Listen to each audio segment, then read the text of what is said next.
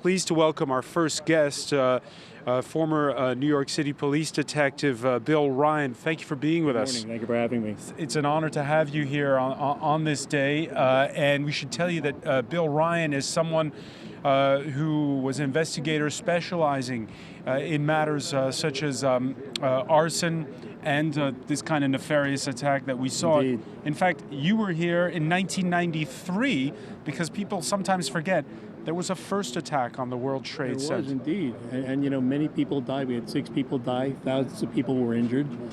And unfortunately, the scale of 9/11 has kind of almost wiped it out of memory. I'm glad that they actually, in the memorial, they actually have a section for the 93 attacks, but it was still a horrible thing. And I think that's when our country lost its innocence. I think before, terrorism was something that happened outside the shores. This happened in New York, and I think that's when we lost our innocence about terrorism in this country.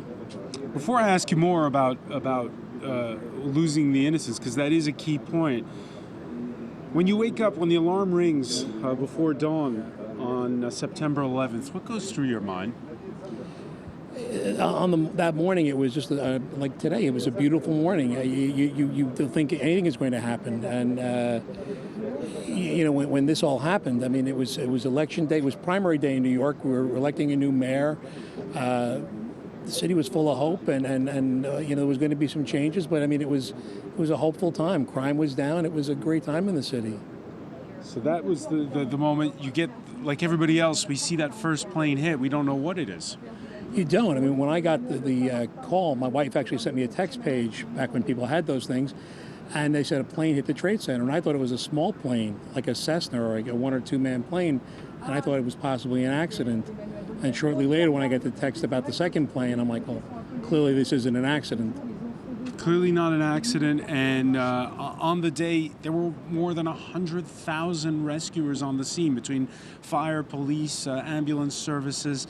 And it's a story of death and destruction, but it's also a story of incredible resilience. It is, and I think people need to remember that, you know, that, and it wasn't just the uniformed services. I mean, there were people who worked in that building, engineers, just common, you know, accountants, everyone that was there helping each other get out of the building and pull together and do these things. I mean, it really was a group effort. Everyone down there doing their part was a hero, and not just the uniformed services, which tend to get the credit, but everybody contributed and were heroic that day. So 20 years on, you say that was a day America lost its innocence. Well, certainly the 93 bombing, it was when we lost our innocence, and I think, you know, obviously the attack on 9/11 cemented it forever. The city is never going to be the same. Certainly the country is never going to be the same.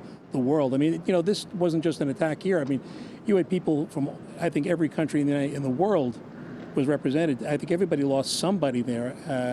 You know, it wasn't just an attack on America. It wasn't just an attack on New York. I mean, people from the entire world lost people in that building. So, I mean, I think the entire world was attacked that day. The response was immediate to go after those who did it, obviously. In terms of policing, what did that mean? In the very beginning, when you first are dealing with this, you're dealing with, are we going to be able to do this as a rescue? Are we going to look for people? Because we weren't so much concerned about the what, because we knew from watching the television that it was planes hitting a building. That's the what. Now it's the who. Who's responsible? How do we catch them?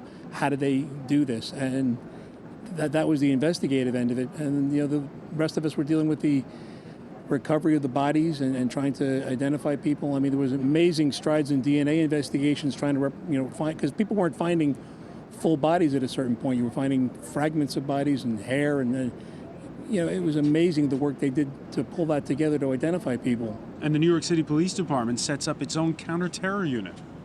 Well, we always had the Joint Terrorist Task Force since the 70s, and then they were actually the investigative body that investigated the 93 bombing.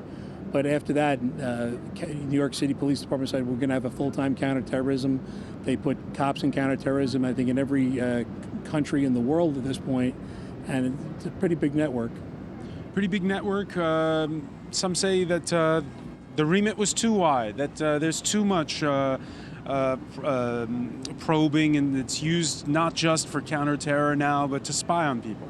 Well, I mean, that's certainly, you know, with the advent of the Patriot Act and different things that the government has reached into. But you hope that the better angels work, and that Have they over 20 years?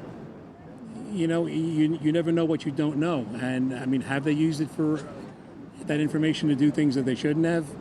I really don't know. I never trust the government completely, so I always think if they have the information, they'll find a case if they need to use it to maybe reach and sometimes possibly overreach. Bill Ryan, what does this 20th anniversary mean for you? For me, it's heartbreaking. I think of all the people I lost. When I worked on the '93 bombing, I made so many friends in the building who they all passed. I mean, none of my friends got out of that building alive, and more policemen and more first responders, and when they're still getting cancers and dying. And to me, it's important that we remember, because I think people are forgetting about it. We've even had people like Senator Omar saying, some people did something, or I think a lot of it's getting minimalized. I think the country is different now. I think people, the city's different now. I think the city and the country are a bit more left-leaning than they were when the attacks happened. And I think people see police and fire and the flags and everything is more of a thing from the prior administration. And there's some bad feeling about that.